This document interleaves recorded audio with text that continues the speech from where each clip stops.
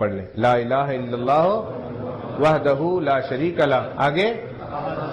احدن صمدن لم یلد ولم یولد ولم یکن لہ کفوا احد۔ فرمایا اللہ کے پیغمبر نے ایک دفعہ تم پڑھو، ایک دفعہ تم پڑھو، اللہ تمہارے نامہ اعمال میں 20 لاکھ نیکیاں لکھ دے گا، 20 لاکھ نیکیاں،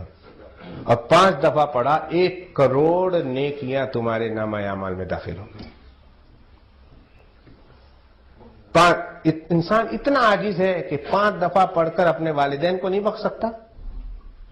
انسان اتنا عاجز ہے کہ 5 دفعہ پڑھ کر اپنے استاذ کو نہیں بخش سکتا، اتنا عاجز ہے کہ 5 مرتبہ پڑھ کر اپنے آبا و اجداد کو نہیں بخش سکتا، اتنا عاجز ہے کہ 5 مرتبہ پڑھ کر اپنے ساتھیوں کو نہیں بخش سکتا۔